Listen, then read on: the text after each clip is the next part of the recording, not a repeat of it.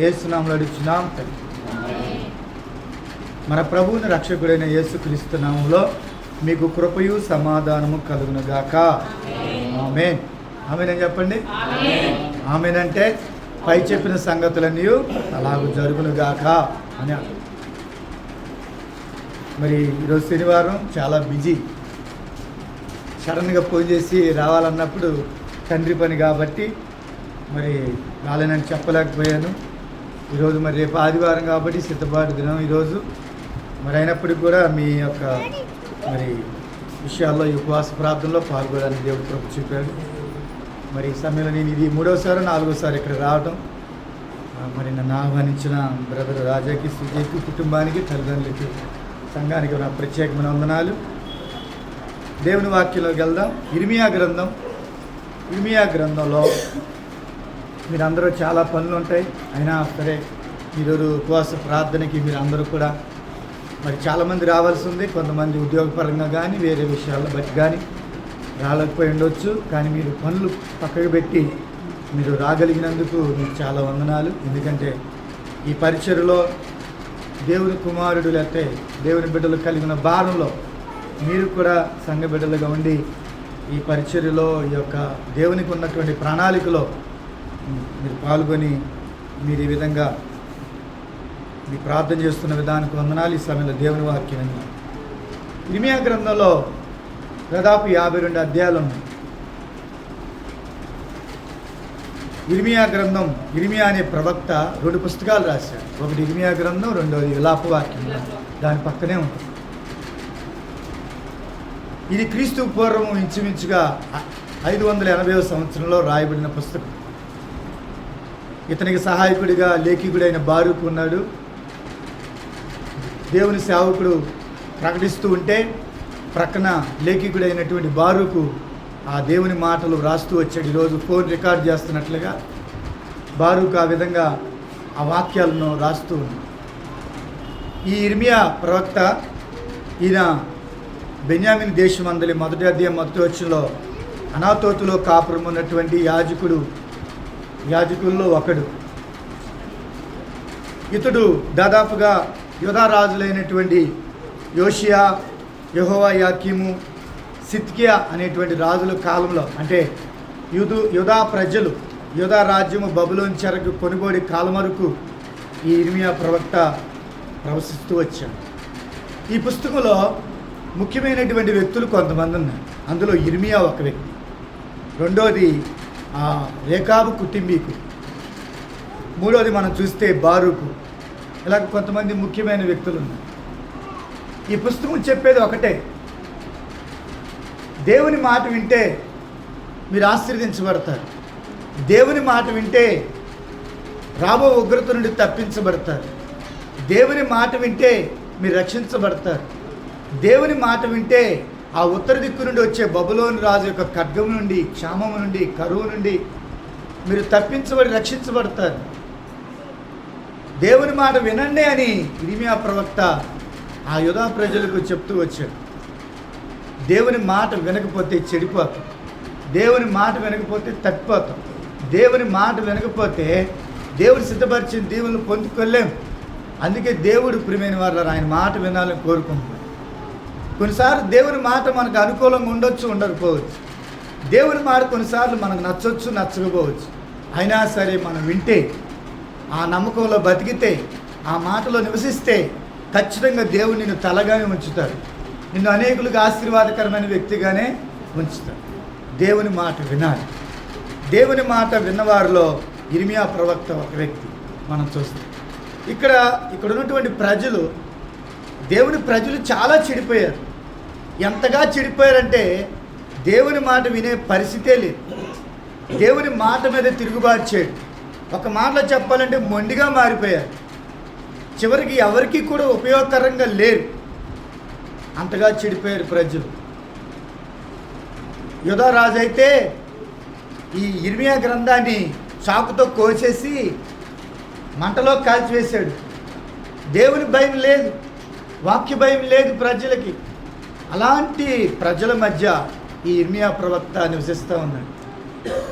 అయితే దేవుడు ఇర్మియాని పిలిచాడు. ఇక్కడ మీరు చూస్తే 4వ వచనం నుంచి మొదటి అధ్యాయం 4వ వచనం 10వ వచనం వరకు దేవుడు పిలిచాడు, ఇర్మియా నిన్ను పిలుస్తున్నారా.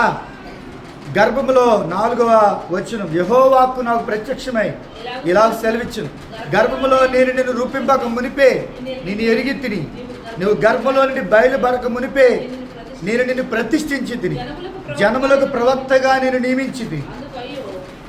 నీ పట్ల నాకున్న ప్రణాళిక అది, నీ పట్ల నాకున్నటువంటి చిత్తము సంకల్పం అది అని దేవుడు చెప్పాడు.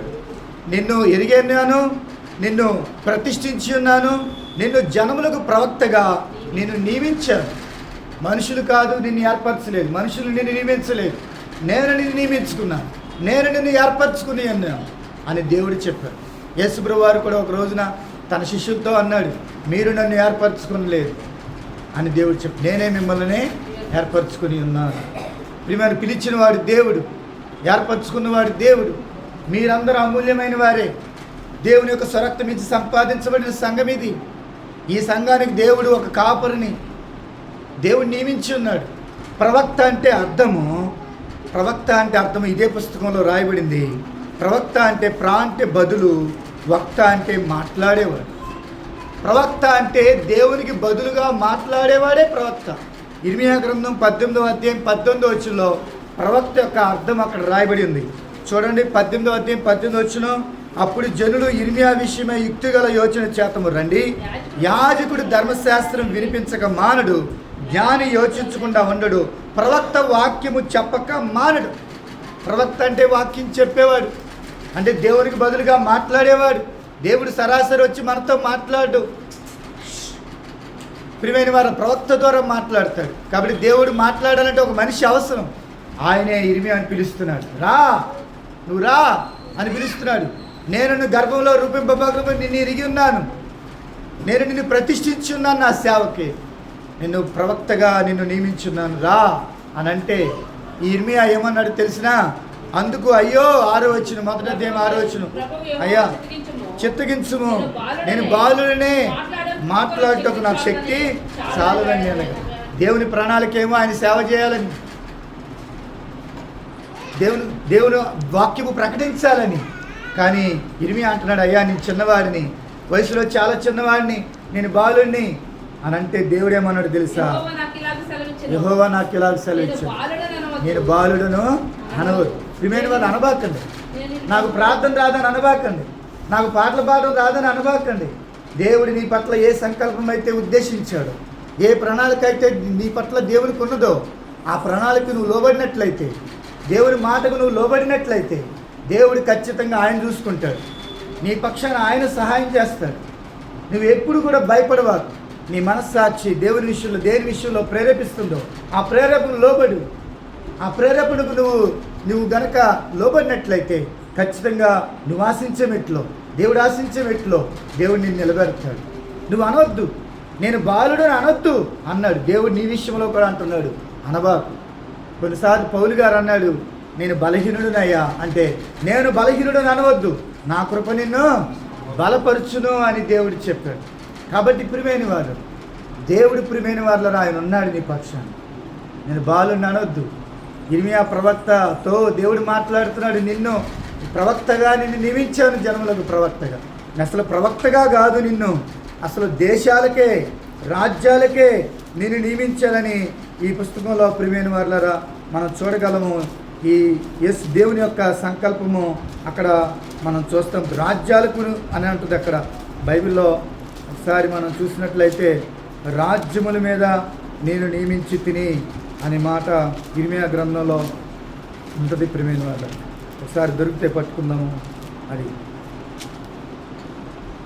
రాజ్యముల మీద నిన్ను నియమించి ఉన్నాను అనే మాట, ప్రజల మీద రాజ్యముల మీద నేను నియమించి ఉన్నాననే మాట వ్రాయబడి ఉంటుంది ప్రియమైన. తర్వాత మనం చూద్దాం అది ఎక్కడ ఉంటుంది.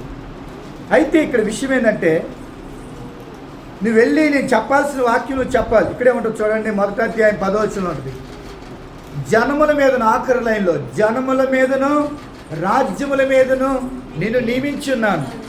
నిన్ను ప్రవక్తగా నియమించడం మాత్రమే కాదు, జనముల మీద రాజ్యముల మీద నియమించు. వెళ్ళి నేను చెప్పాల్సిన మాటలు చెప్పు అని అంటే ప్రవక్త భయపడుతున్నాడు. ఎందుకు? వయసును బట్టి భయపడుతున్నాడు. రెండోది ప్రజలను బట్టి భయపడుతున్నాడు. అయ్యా, ప్రజలు చెడిపోయారు, ప్రజలు అవిధేయులయ్యారు, రాజు మొదలుకుని ప్రజలందరూ చెడిపోయారయ్యా, వారికి నీ మాటలు చెప్పిన వాళ్ళు వినరయ్యా అని అంటే, నువ్వేం భయపడద్దు, నేను చెప్పన్న మాటలు చెప్పు.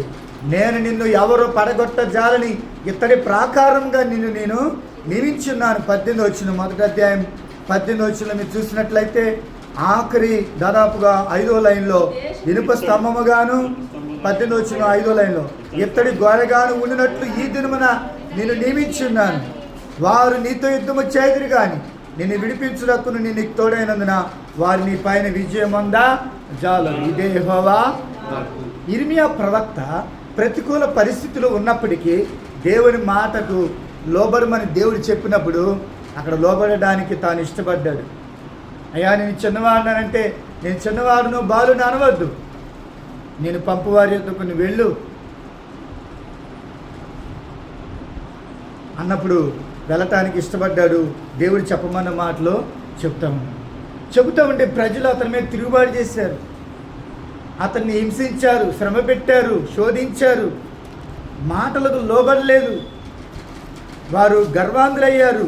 చివరికి వారి గర్వాన్ని బట్టి చాటున ఏడ్చిన సందర్భాలు చాలా ఉన్నాయి. ప్రియమైన వారులారా, ఒకసారి మీరు చూసినట్లయితే 13వ అధ్యాయం 17వ వచనం, అయినను మీరు ఆ మాట విననొల్లని ఎడల మీ గర్వమును బట్టి నేను చాటున ఏడ్చు. గర్వం లోబడదు. ఇక్కడ యెరూషలేము యొక్క గర్వము, యోదావారి గర్వం పెచ్చిమీరిపోయింది. ప్రియమైన వారు, ఈరోజు నిజంగా దేవుని పిల్లలు కూడా చాలా చెడిపోయి ఉన్నారు. ప్రియమైన వారు, దేవుని సన్నిధి అంటే నిర్లక్ష్యం, రక్షణ అంటే నిర్లక్ష్యం, దేవుని మాట అంటే నిర్లక్ష్యం, దేవుని భయం లేదు, వాక్య భయం లేదు. ప్రియమైన వారు, కానీ అందులో కూడా దేవునికి నమ్మకస్తులు ఉన్నారు, అందులో కూడా శేషం ఖచ్చితంగా ఉన్నది. ఉదాహరణకి ఆ ఇశ్రాయేలు ప్రజలు పోతదోడ చేసుకుని అందరూ నాట్యమాడుతుంటే అక్కడ దేవుని పిల్లలు నమ్మకస్తులు లేరా? ఉన్నారు. యెహోవా పక్షమున ఎవరున్నారో రండి అని అంటే లేవీలు అందరూ కూడా మోసే పక్షానికి వచ్చారు. ఖచ్చితంగా ఉన్నారు. ప్రియమైన వారులారా, లేదనుకోవడానికి లేదు. మనం ఆ నమ్మకమైన వారిలో మనం ఉండాలని దేవుడు కోరుకున్నాడు. ఏలియా దినాల్లో ప్రజలు చెడిపోయినప్పుడు ఎవరు లేరు, నేను ఒక్కడే ఉన్నాడు అనుకుంటే దేవుడు అన్నాడు, బయలుకు మోకాళ్ళు ఉనక ఇంకా 7,000 మంది నాకు ఉన్నారని దేవుడు చెప్పాడు. కాబట్టి ఉన్నారు. ప్రియమైన వారు, ఆ ఉన్న వారిలో మనము కూడా ఉండాలని దేవుడు కోరుతున్నాడు. ఈరోజు చూస్తే ఎక్కడ చూసినా దేవుని పిల్లలు సంఘము కానీ చూస్తే ప్రియమైన వల్ల లేదు పరిస్థితి. మనకి ఫోన్ చేయాల్సిన పరిస్థితి వస్తుంది. ఆదివారం కూడా ఫోన్ చేయాలా? ఈరోజు ఆదివారం దేవుడి మందిరానికి రావాలని నీకు లేదా బాధ్యత? దేవుని గురించిన చింత లేదా? దైవ చింత లేదా? దేవుడు చెప్పాలా? చాలాసార్లు అలా చెప్పే పరిస్థితి వచ్చింది. ప్రియమైన మాట, ఇప్పుడున్న పరిస్థితులు నాకు తెలియదు, అయ్యగారికి ఎక్కువ తెలిసేమో కానీ నాకు తెలియదు. కానీ చెప్తున్నా, నేను చాలా స్థలాలకు వెళ్తున్నాను, చూస్తున్నాను. కానీ ప్రియమైన వారు, ఒక్కసారి మనం పరిశీలించాలి, చెప్పాలా? నోహు ఓడలోంచి దిగంగానే బలిపీఠం కట్టి దేవునికి ఏం చేశాడు? ప్రార్థన చేశాడు. బలిపీఠం కట్టమని దేవుడు చెప్పాడా? చెప్పలేదు. దేవా, మమ్మల్ని నువ్వు ఓడలో అంత కాలం కాపాడావు అని భూమి మీదకి దిగంగానే బలిపీఠం కట్టి దేవునికి కృతజ్ఞతాస్తుతులు చెల్లించాడు. దేవుడు చెప్పలేదే. దేవుడు దావీదును రాజు చేసిన తర్వాత నాకు మందిరం కట్టమని దేవుడు చెప్పాడు దావీదుతో? చెప్పలేదే.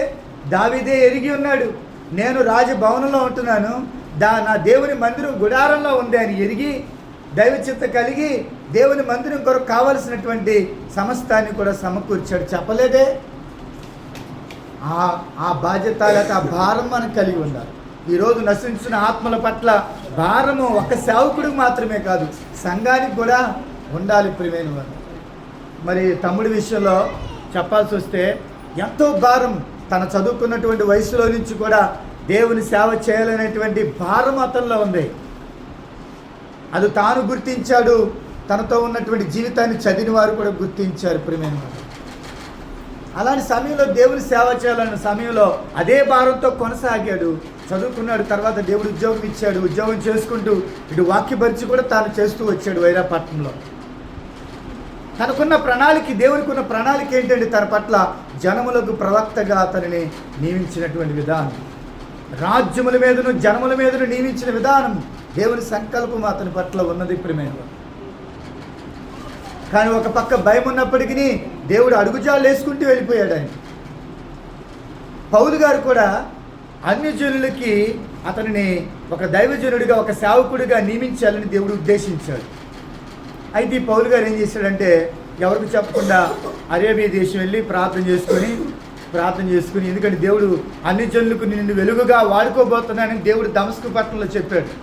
చెబితే వెళ్ళి శిష్యుల దగ్గరికి వెళ్ళి అరేబియా ఆ ఎడారికి వెళ్ళి చాలా సంవత్సరాలు అక్కడ ప్రార్థన చేసుకుని వచ్చిన తర్వాత మళ్ళీ ఆ సంఘానికి మూల పునాదులుగా ఉన్నారు. గలతీ రాసిన పత్రికలో నేను చెప్తున్నా, సేవకుని పట్ల కొన్నిసార్లు మనం గుర్తించం ఆ విలువలు లేకపోతే ఆ ప్రణాళికను. కానీ ఇక్కడ మనం చూస్తే మొదటి అధ్యాయంలో ఆ సంఘానికి మూల పునాదులుగా ఉన్న వాళ్ళు ఎవరంటే 8-9 వచనాలు కలిసి ఉన్నాయి. గలతీ 2:8-9లో ఆ మూల పునాదులు ఎవరంటే అక్కడ యాకోబు, యోహాను, కేఫా స్తంభములుగా ఎంచబడిన వారు. ఆ పరిచర్యకి మూల పునాదులు వాళ్ళే. పేతురు, తర్వాత కేఫా అంటే పేతురు, యాకోబు, యోహాను. వాళ్ళ దగ్గరికి వెళ్ళి అడిగాడు, అయ్యా మరి నేను దేవుని సేవ చేయాలనుకుని ఎలా చేయాలి ఏంటి అసలు విషయం ఏంటి అని అడిగితే, అయ్యా మీరు మాతో పాటు పాలు భాగస్తులుగా పరిచర్య చేయండి మాతో పాటు, తర్వాత భేదలను జ్ఞాపకం చేసుకోండి. 10వ వచనం చూడండి, అక్కడ చదువుతున్నాను 8-9 కూడా. స్తంభములుగా ఎంచబడిన యాకోబు, కేఫా, యోహాను అని వారు నాకు అనుగ్రహింపబడిన కృపను కనుగొని మేమేమో అన్ని జనులకును తామేమో సున్నతి పొందిన వారికి అపోస్తులుగా ఉండవాలని చెప్పి తమతో పాలివారం ఒకటకు సూచనగా నాకును బర్నబాకును కుడి చేతిని ఇచ్చితిరి. వాళ్ళు ఏమన్నారంటే మేము భేదలను జ్ఞాపకం చేసుకున్న వాళ్ళని మాత్రమే కోరిరి. అంటే మీరు భేదలు మాత్రం జ్ఞాపకం చేసుకోండి, వాళ్ళ కష్టాల్లో వారికి మీరు సహాయంగా ఉండండి అని మాత్రమే మాకు చెప్పారు. అంతేగా సేవ చేయమని కానీ పరిచర్య చేయమని కానీ మాకు చెప్పలేదు. నేను కూడా అలాగే ఉండిపోయాను అన్నాడు.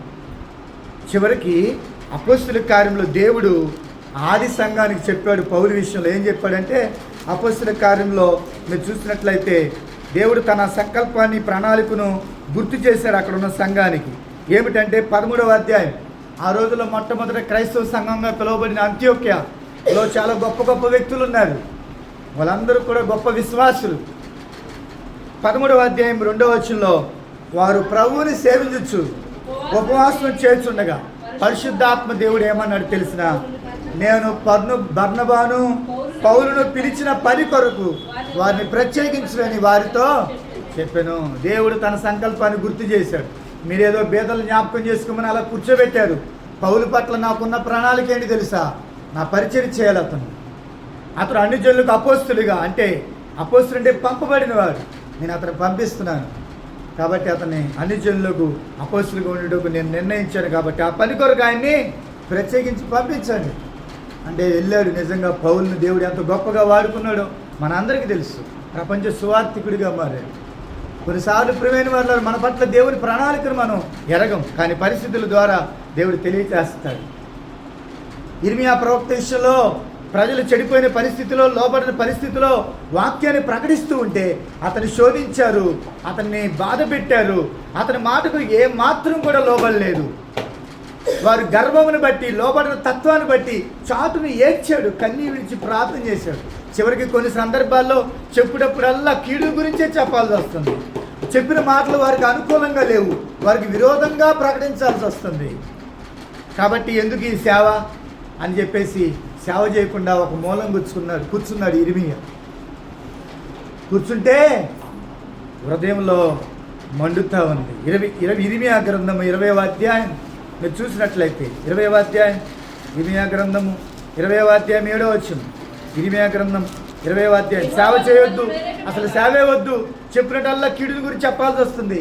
దాని విని మనుషులు ఖండిస్తుంటే, గద్దిస్తుంటే, దేవుని మాటలు ఆ విధంగా దేవుడు నన్ను వాడుకుంటుంటే ఆ మాటలు వారు బుర్రకెగించుకోకుండా అవి విరోధంగా ఉన్నాయని తలంచి వారి జీవితాల్లో కఠినమైనటువంటి హృదయాలుగా ఉంటున్నారు, మార్పు చెందట్లేదని చివరికి నాన్నే శోధిస్తూ శ్రమకు గురి చేస్తూ ఇచ్చేస్తున్నారని, అసలు ఈ సేవ ఎందుకు చేయాలని, నాకు మాటకు లోబడతలేదు అని చెప్పేసి సేవ ఎందుకు చేయాలని ఒక మూల కూర్చుందాం అనుకుంటే దేవుడి ఆత్మ అతన్ని ప్రేరేపిస్తుంది. 7వ వచనం 27.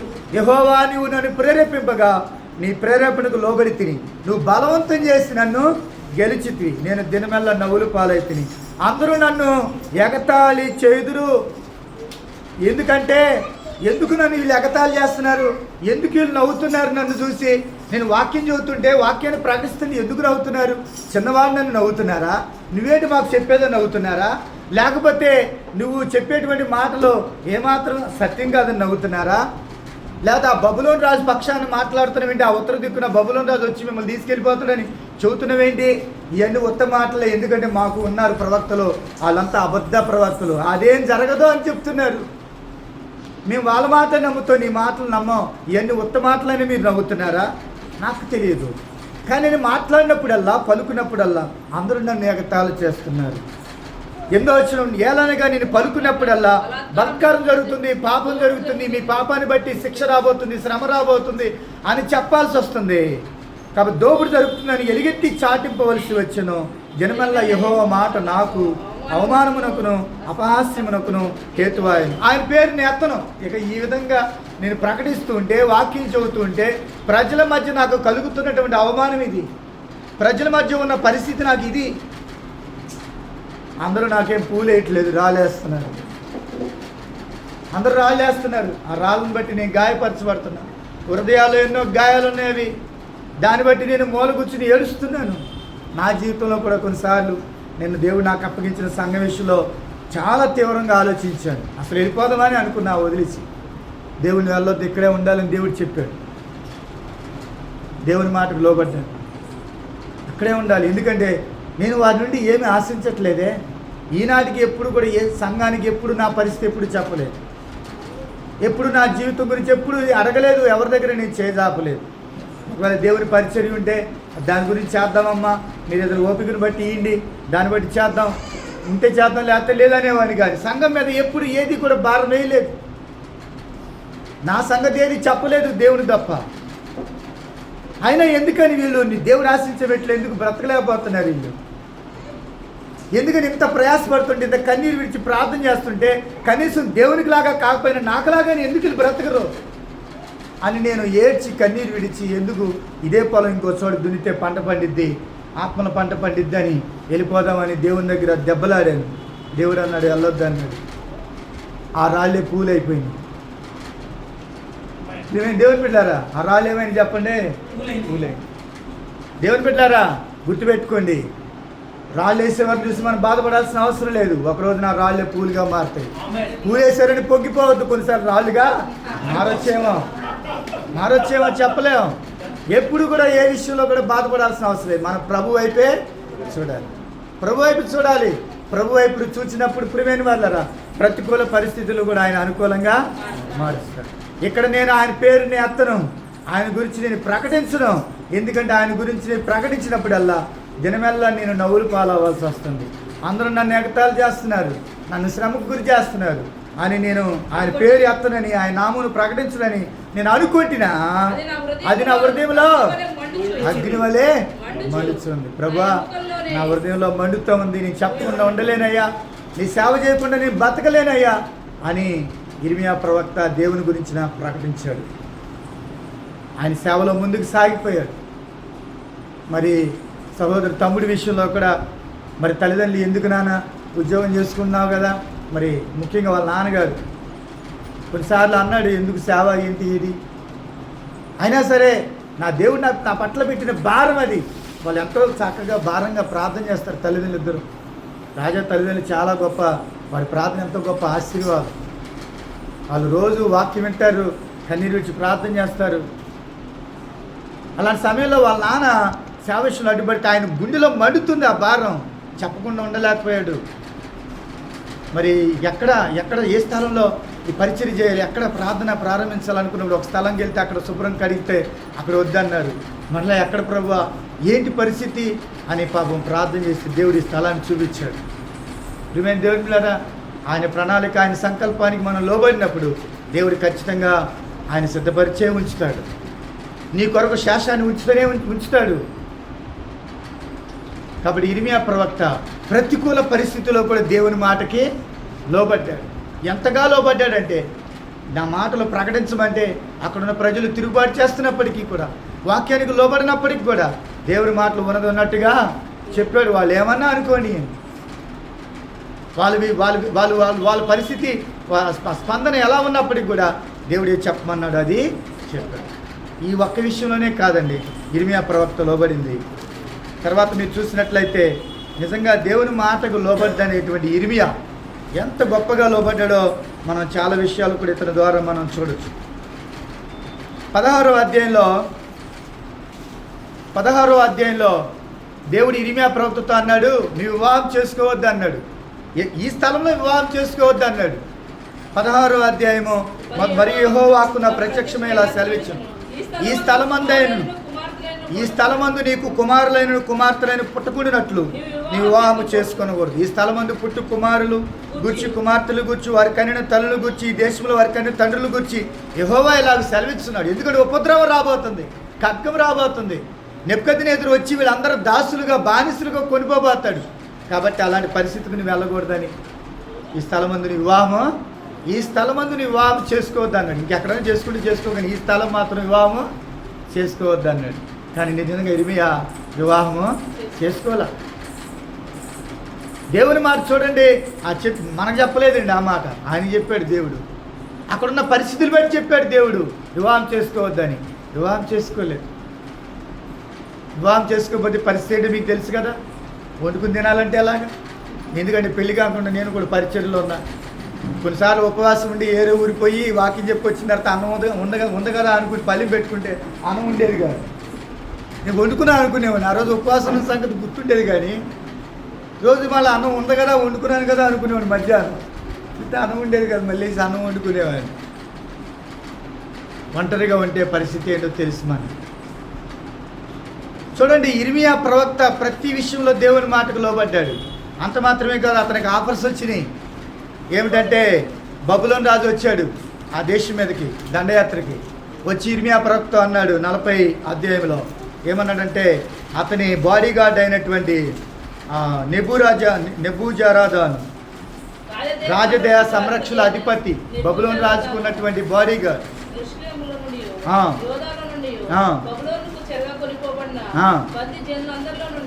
సంఖ్యల చేత కట్టబడి ఉన్న ఇర్మియాను తీసుకుని రామాలో నుండి పంపివేయగా ఇర్మియాను సంఖ్యలతో బంధించారు. ఎందుకని? నువ్వు మా గురించి మంచి మాటలు చెప్పట్లా అని ఇర్మియాని ఎంత ఇబ్బంది పెట్టారంటే, అతని గురించి శ్రమ చూడండి. 3 రకాలు 4 రకాల శ్రమలు ఉన్నాయి.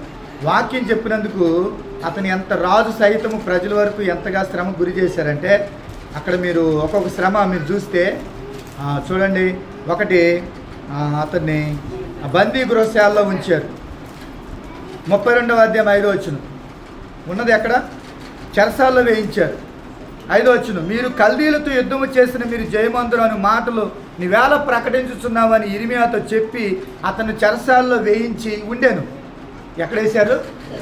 ఇర్మియాని చెరసాల్లో వేశారు. నువ్వేంటి కల్దీల రాజాని బబులోని చేతికి కొనుకోబడతారని చెబుతున్నావేంటి? ఇక్కడున్న ప్రవక్తలేమో అలాంటిది ఏది జరగదని చెబుతున్నారు, నువ్వేమో ఇలా జరుగుతుందని చెబుతున్నావు, ఇలా చెబుతున్నావేంటి అని అతన్ని పట్టుకుని ఒకటి చెరసాల్లో వేశారు. రెండోది ఏం చేశారు తెలిసిన? రెండోది అతన్ని బందీ గృహశాలలో వేశారు. 37వ అధ్యాయం 15వ వచనం, అధిపతులు ఇర్మియా మీద కోపపడి అతన్ని కొట్టి తమ బందీ గృహశాలలో వేసి ఉన్న 2. మూడోది 21వ వచనం, ఆ బందీ గృహశాలలో వేసి రోజుకు 1 రొట్టె మాత్రమే ఇర్మియాకి ఇచ్చి ఇబ్బంది పెట్టారు. రోజుకు 1 రొట్టె. 21వ వచనం. ఇదంతా దేనికంటే ఆ వాక్యం ప్రకటించినందుకు, ఉన్నది ఉన్నట్టుగా ప్రకటించినందుకు, చెప్పినందుకు కలిగినటువంటి శ్రమ ఇది. తర్వాత అతని బురదగుంటలో వేశారు. 6వ వచనం, 38వ అధ్యాయం 6వ వచనం, వారు ఇర్మియాను పట్టుకుని కారాగృహలోనున్న రాజకుమారుడు మల్కియా గోతులోనికి దింపిరి. అందులోనికి ఇర్మియాను త్రాళ్ళతో దింపినప్పుడు ఆ గోతులో నీళ్లు లేవు, బురద మాత్రమే ఉండిన. ఆ బురదలో ఇర్మియా దిగబడింది. ఇదంతా దేవుని మాటలు చెప్పినందుకే జరిగింది. అయితే అక్కడ ఉన్నటువంటి షండు రాజుగారి దగ్గరికి వెళ్ళి 7-8 వచనాల్లో చెప్పాడయ్యా, ఆ బురదగుంటలో ఇర్మియా ప్రవక్త ఉన్నాడు, అతను అలాగే వదిలేసి చచ్చిపోతాడయ్యా, అలా చనిపోవడం అది మనకు శాపం అయిద్దయ్యా, మన దేశానికి వద్దయ్యా అని అంటే, పోయి అతన్ని రక్షించండి పొండి అని అంటే చీరలు కట్టి తారు కట్టి తయారు చేసి 13వ వచనంలో ఇర్మియాను ఆ గోతులో నుండి తీసి బందీ గృహశాలలో ఉంచారు. బందీ గృహశాలలో ఉంచారు. అంటే బందీ గృహంలో అంటే తనకు తాను బయటికి రాలేని పరిస్థితి. అలాంటి పరిస్థితిలో ఇర్మియా మొరపెట్టాడు దేవునికి మొరపెట్టాడు. ఆ విషయం ఎక్కడ ఉంటుందంటే మీరు ఈ విలాప వాక్యంలో చూస్తే విలాప వాక్యంలో ఉంటుంది. ఇర్మియా తనకు కలిగిన శ్రమను బట్టి, తనకు కలిగిన శోధన బట్టి మొరపెట్టాడు. అయ్యా, నీవు చెప్పినట్టుగా నీ ప్రాణాలకు తప్పు నేను లోబడ్డాను, కానీ నాకు ఇలాంటి పరిస్థితి ఎదురైందయ్యా అని అంటే దేవుడు అతని దగ్గరికి వచ్చాడు. అతని చూడండి, అక్కడ మీరు చూస్తే విలాప వాక్యములు 3వ అధ్యాయము 53వ వచనం. వారు చెరసాలలో నా ప్రాణము తీసివేసిరి, నా పైన రాయి ఉంచిరి, నీళ్లు నా తల మీద పారెను, నాశనమైతేనని నేను అనుకుంటుని. యెహోవా అగాధమైన బందీ గృహంలో నుండి నేను నీకు నామమును బట్టి మొరలేడగా నీవు నా శబ్దమును ఆలకించితివి. సహాయం కొరకు మొరపెట్టగా చెవిని మూసుకొనము. నేను నీకు మొరపెట్టిన దినమున నువ్వు నా యొద్దకు వచ్చితివి, భయపడకుమి అని చెప్పితివి. ప్రభువా, నీవు నా ప్రాణ విషయమైన వ్యాజ్యములను వాదించితివి, నా జీవమును విమోచించితివి. చూడండి, బురదగుంట్లో వేసినప్పుడు ఇక నేను చచ్చిపోతాను అనుకున్నా, ఇక నేను నాశనం అయితేనే అనుకున్నా, కానీ దేవుడు అతని దగ్గరికి వచ్చి ఆ చావుగోతిలో, ఆ చీకటిలో దేవుని శబ్దం అతనికి వినబడింది. ఏమనంటే, నువ్వు నా దగ్గరకు వచ్చి ఏమన్నావు? భయపడకుమే అని నువ్వు నాతో చెప్పితివి, నా జీవమును విమోచించితివి. ఎన్నో కష్టాలు, శోధనలు తనతో యుద్ధం చేసినాయి. ప్రజలు, రాజు సైతం యుద్ధం చేశారు, కానీ దేవుడు అతనికి ఇచ్చిన వాగ్దానం ఒకటి, వారు నీ పైన యుద్ధము చేయదురు కానీ జయమందా. ఎవరికి ఇచ్చాడమ్మా వాగ్దానం? ఎవరికి ఇచ్చాడు? ఇర్మియా ప్రవక్తకి ఇచ్చిన వాగ్దానం ఏంటి? 1వ అధ్యాయంలోనే దేవుడు ఇచ్చాడు. వారు నీ పైన యుద్ధం చేయదురు కానీ జయమందా. పరిస్థితులు మనతో యుద్ధం చేయొచ్చు, కష్టాలు మనతో యుద్ధం చేయొచ్చు, అప్పులు మనతో యుద్ధం చేయొచ్చు, రోగాలు మనతో యుద్ధం చేయొచ్చు, శత్రువులు మనతో యుద్ధం చేయొచ్చు. మనమంటే గిట్టని వారు మన మీద అనేక రకాలుగా యుద్ధం చేయొచ్చు, కానీ వారు మన పైన జయమందా. నీకు విరోధంగా రూపింపబడిన ఏ ఆయుధమో దేవుడి నీ పక్షం గుండా నీకు విరోధి. ఇర్మియాని ఎంతో శ్రమకు గురి చేసిన వాటన్నిటిపైన దేవుడే అతనికి జయమించాడు. అయితే 40వ అధ్యాయంలో ఆ బబులోను రాజు, రాజదేహ సంరక్షణ అధిపతి ఇర్మియాతో అన్నాడు, సంఖ్యల నుండి అతన్ని విడిపించాడు. ప్రజలు అతనికి వేసింది సంఖ్యలు, రాజు అతనికి వేసిన సంఖ్యలు, నువ్వు వాక్యం ప్రకటించొద్దని. ఈరోజు దేవుని వాక్యం ప్రకటిస్తే చూస్తే ఆయన నామమును బట్టి ఎన్నో శ్రమలు కలుగుతున్నాయి. చివరికి హతసాక్షులు అయిపోతున్నారు మన సహోదరులు. ప్రపంచంలో ఎంతోమంది, మన దేశంలో, మన ప్రపంచంలో ఆయన నామమును గురించి ప్రకటిస్తే సంఖ్యలు, ఆయన నామం గురించి ప్రకటిస్తే చెరసాల, ఆయన నామమును గురించి ప్రకటిస్తే హతసాక్షులు చేస్తున్నారు. ఆయన రోషము కలిగిన దైవజనులు భయపడక దేవుని మాటలు ఉన్నట్టు ప్రకటిస్తున్నారు. ఇర్మియాను సంఖ్యల నుంచి విడిపించి ఆయన అన్నాడు, ఈ సంఖ్యలను విడిపించి ఉన్నాను.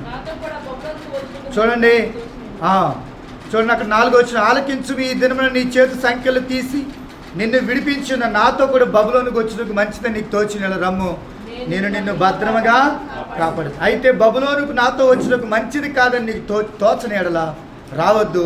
దేశం అంతటా నీకేమి అడ్డమేమీ లేదు, నీ ఇష్టం ఎక్కడైనా నివసించు.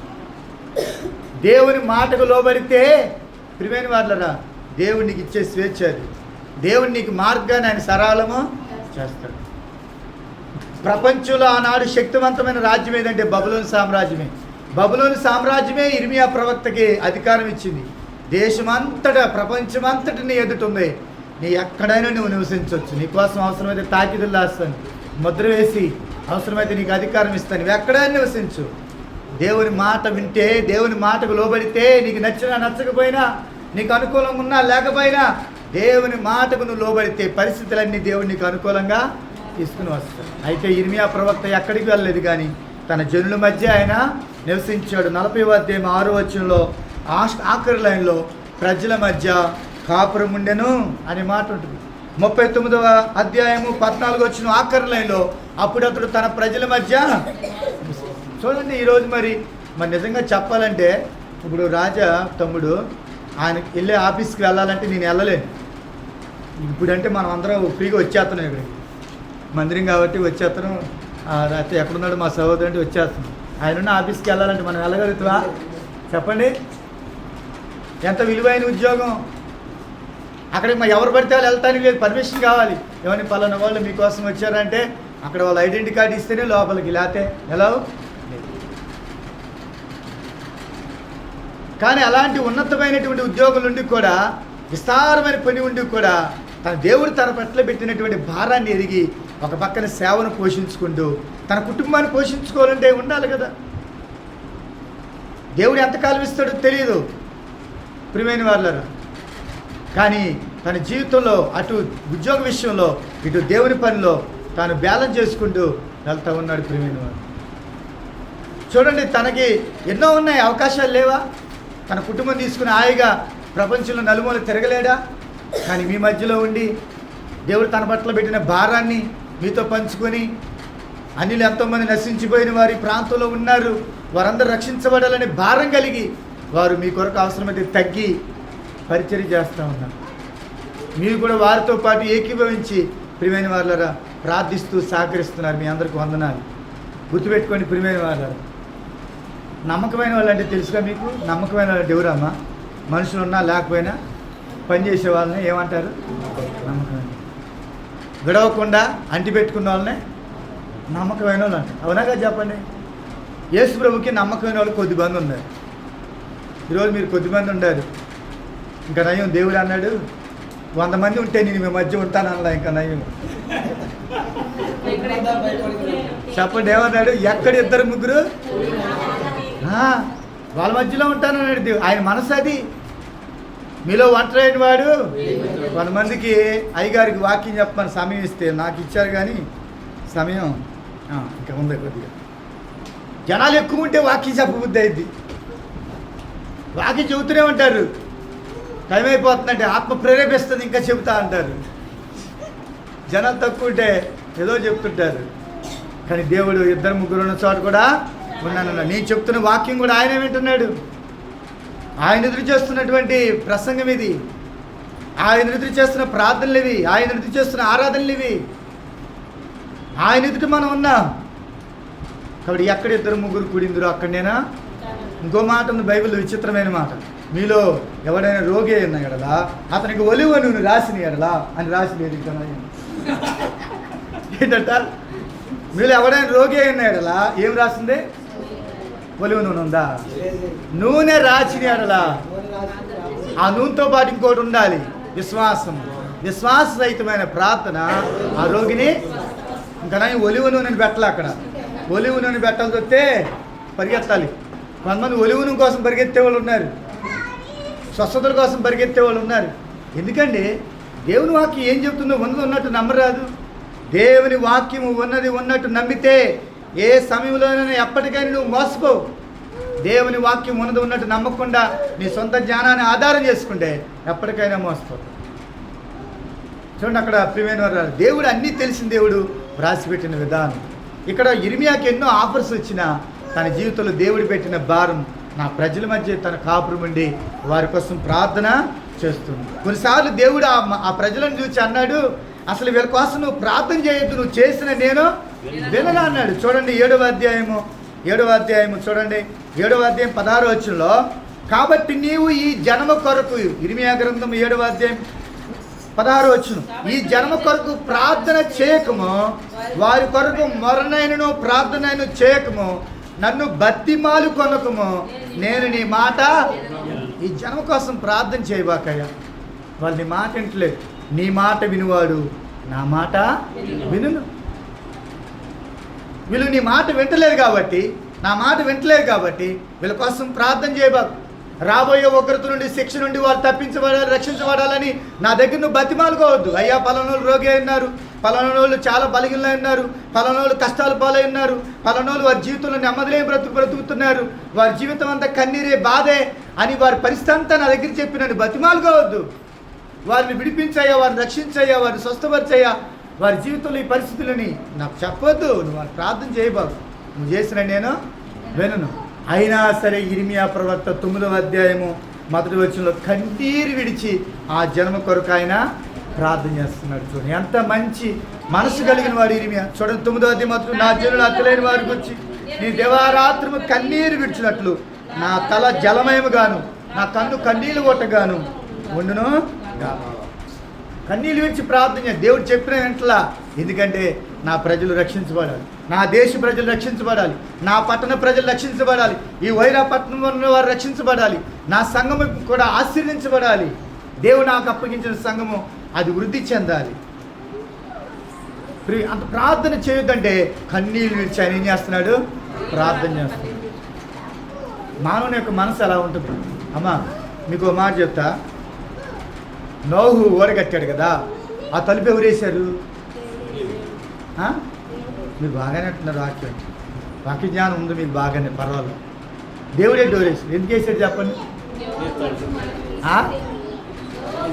మనసు మారిపోయి తెత్తడానికి దేవుడే డోర్ వేసేసాడు. పైన కిటికీ ఉంది. తాత తాత నవ్వు తాత, నేనా మీ అన్న కొడుకుని. నవ్వుకి అన్నదమ్ములు లేరా? నవ్వుకి లేరా అన్నదమ్ములు? బాబాయిలు లేరా? పిన్నులు లేరా? ఉన్నారా లేరా చెప్పండి? అందరూ ఉన్నారు, రక్త సంబంధులు ఉన్నారు, బంధువులు ఉన్నారు. ఎవరైనా వచ్చారా? ఇప్పుడు నవ్వు కోడళ్ళకి తల్లిదండ్రులు లేరా? వాళ్ళ బంధువులు లేరా? రక్త సంబంధులు లేరా? అక్క చెల్లెలు లేరా? కానీ వాళ్ళందరూ నవ్వు మాట విన్నారు. వాళ్ళు లోపలికి వెళ్ళారు. ఎవరు రాలా లోపలికి? అన్నీ చెవల దండు కట్టినట్టుగా జంతువులన్నీ వాళ్ళకి వెళ్తుంటే బుద్ధి రాలా, గ్రహింపు రాలా వాళ్ళకి. అయ్యో నవ్వు చెప్పినట్టుగా ఉపద్రవం రాబోతుందేమో, ఆ తీర్పు నుండి తప్పించబడినట్లుగా ఆ రక్షణ అనే ఓడలోకి, యేసయ్య ఓడలోకి మనం వెళ్ళిపోదాం. ఎందుకంటే పరిస్థితుల ద్వారా మనకు అర్థమైపోతుంది, జంతువులన్నీ కూడా, పక్షులన్నీ కూడా వెళ్ళిపోతున్నాయి. మనం కూడా ఏ విధంగా చేతనైనా రక్షించబడాలనే తపన, గ్రహింపు వారిలో లేకపోయి దేవుడే డోర్ ఎందుకు వేసాడంటే కిటికీలో చూస్తాడు, ఒకవేళ తలుపు తడితే తీస్తాడేమో అని, జాలి పడతాడేమో అని దేవుడే అవకాశమైన తలుపులు తెరవబడినప్పుడు లోపలికి వెళ్ళాలి. మనం తలుపులు మూసిన తర్వాత ఎంత కొట్టుకున్న ప్రయోజనం లేదు. మన జీవితంలో దేహంలో దీపం ఉండగానే మనం ఈ దేహంతో చేసిన ప్రతి క్రియను, దేవునికి ఆయాస్కర విషయాలు ఒప్పుకుని విడిచిపెడితే దేవుడు క్షమిస్తాడు. కానీ ఇర్మియా ప్రవక్త చూడండి, ఒక దైవజనుడు తన ప్రజల కొరకు ఎంత భారంగా చేయొద్దన్న ప్రార్థన చేస్తున్నాడు, బ్రతిమాలుకుంటున్నాడు. దైవజనుల ప్రార్థనలో ఎంత ఆశీర్వాదమో ఇదే పుస్తకంలో ఒకసారి చూద్దాం. దైవజనుడు ప్రార్థన చేస్తే ఏం జరిగిద్దో అక్కడ రాయబడింది చూడండి. 14వ అధ్యాయము 11వ వచనం. మరియు యెహోవా నాతో ఇట్లా, నేను వారికి మేలు కలుగునట్లు ఈ ప్రజల నిమిత్తము ప్రార్థన.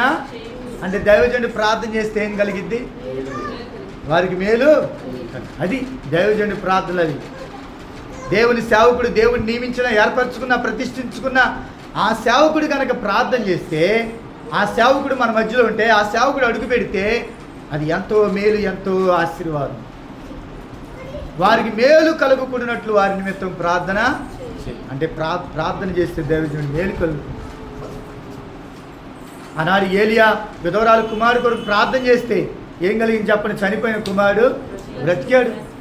ఆ సారిపతి విధవరాలు కరువు కాలం అంతా పోషించబడింది ఒక దైవజనుడి మాటకు లోబడినందుకు. ఇక్కడ ఇర్మియా ప్రవక్త దేవుని మాటకు లోబడ్డాడు, అన్ని విషయాల్లో లోబడ్డాడు. అందుకనే దేవుడు ఇర్మియాకు, దేవుడు అన్ని పరిస్థితుల్లో దేవుడు జయము ఇచ్చాడు. దేశం అంతటి నీ ఎదుట ఉన్నది, ఎక్కడికైనా నీ వెళ్ళొచ్చని అక్కడ ఆ బబులోను సామ్రాజ్యమే అతనికి ఏం చేసింది? అధికారాన్ని ఇచ్చేసింది. దేవుని మాట వింటే దేవుడు నీకు అప్పగిస్తాడు.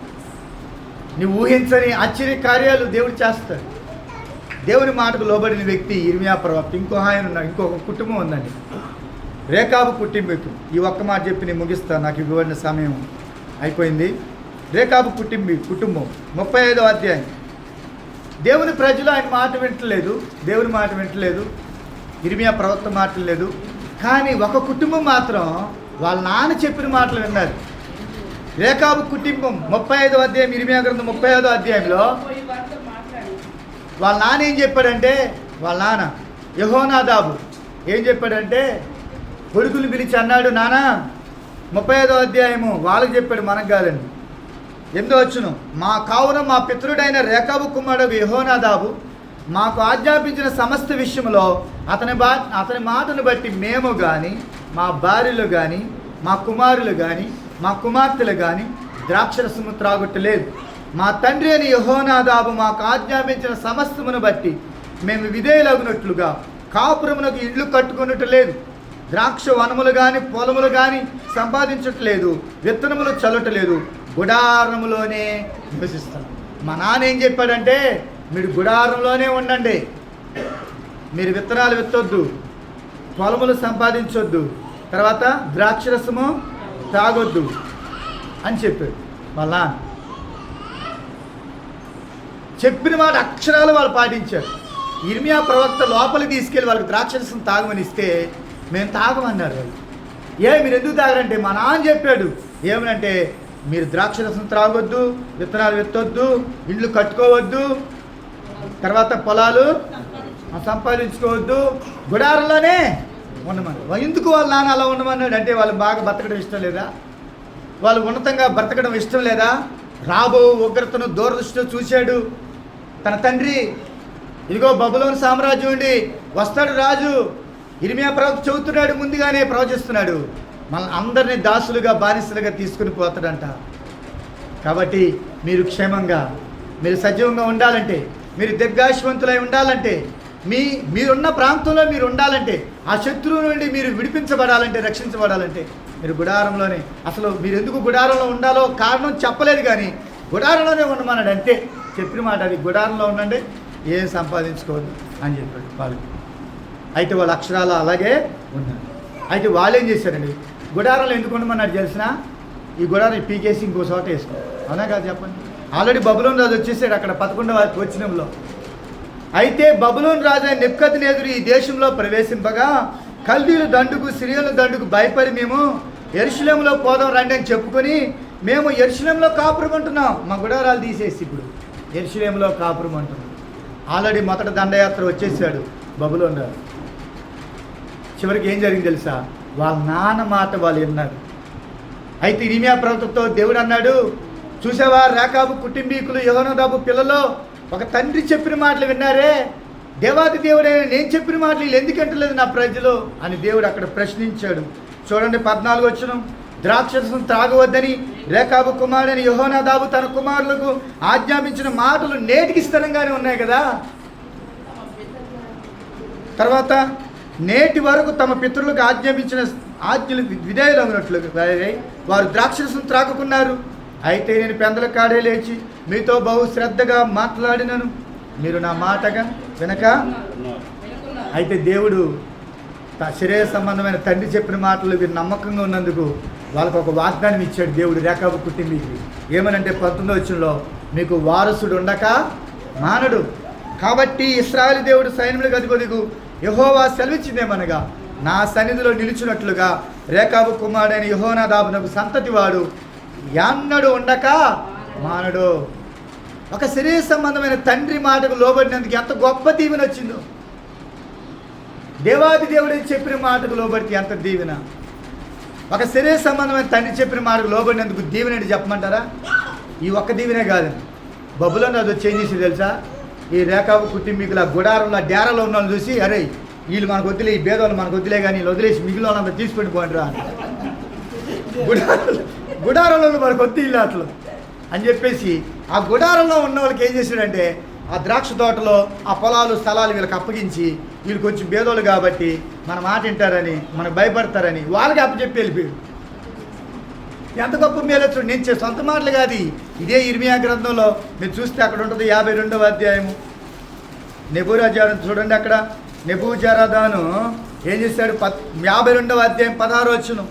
అయితే రాజదేహ సంరక్షణ అధిపతి అయిన నెబూజరదాను ద్రాక్షవనంలోను చక్కబరుచుటకును సేద్యము చేయుటకును కడుబీదలలో కొందరిని ఉండనిచ్చెను ఆ దేశంలో. మరి వీళ్ళు కాదు కడుబీదలు, వీళ్ళకి మించిన కడుబీదలు ఎవరైనా ఉంటారా? వాళ్ళు ఉండనిచ్చాడు.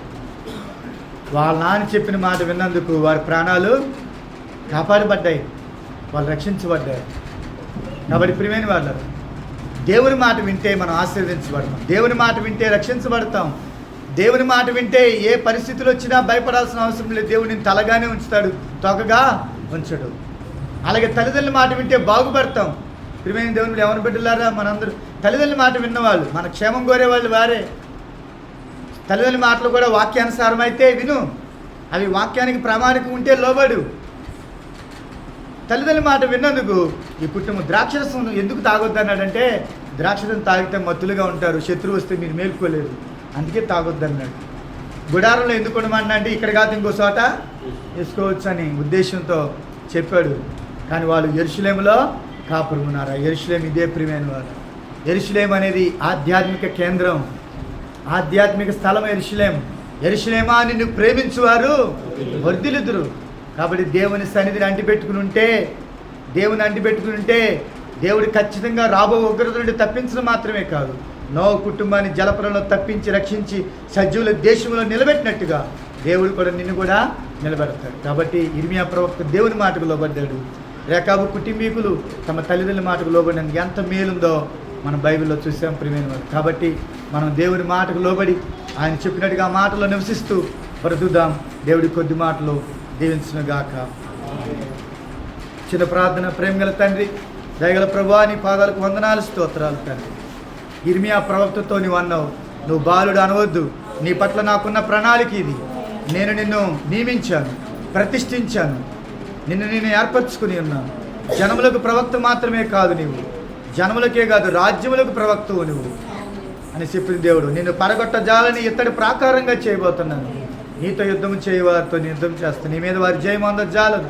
నిజంగా ఇర్మియాతో అనేకమైన పరిస్థితులు యుద్ధం చేసినాయి, ఏవి అతని మీద జయం అందలేదు. చివరికి అతను స్వేచ్ఛగా జీవించగలిగాడు. బంధకాల నుంచి విడిపించావు, ప్రతి పరిస్థితి నుంచి విడిపించావు, తన అనేకులకు ఆశీర్వాదకరంగా చేసావు తండ్రి. ప్రభా, మమ్మల్ని కూడా నీ మాటకు లోబడి జీవించే బిడ్డలుగా మమ్మల్ని చేయి ప్రభా. అవి మాకు కొన్నిసార్లు నచ్చినా నచ్చకపోయినా దేవుని మాటను ఉన్నట్టుగా తీసుకుని ఆ మాటకు లోబడి బ్రతుకున్నట్లు సహాయం చేయి. రేకాబు కుటుంబీకుల వలె, యెహోనాదాబు కుమారుల వలె, భార్యల వలె జీవించినట్లు సహాయం చేయి ప్రభా. కానీ ఒక శరీర సంబంధం చెప్పిన మాట వింటే, తల్లిదండ్రుల మాట వింటే ఎంత గొప్ప మీరు. నీ మాట విని లోబడి జీవించు కృప అనుగ్రహించమని, మీ మాటలు నువ్వు నీరు కట్టి ఫలింప చేయమని, ఈ సంఘమును ఈ పరిచయను వృద్ధిపరచమని, సహోదరుని ఆయన రాజును సుజి ఇచ్చిన బిడ్డలను దీవించండి, పరిచయం వారి తల్లిదండ్రులను సంఘమును మీరు దీవించి ఆశీర్వదించమని యేసు నామములో అడిగి వేడుకొంచున్నాము తండ్రి. అందరికీ వందనాలు. అలాగే కళ్ళు మూసుకొని ప్రార్థనలో గడుపుదాం. కొద్దిసేపు ప్రార్థన చేద్దాం.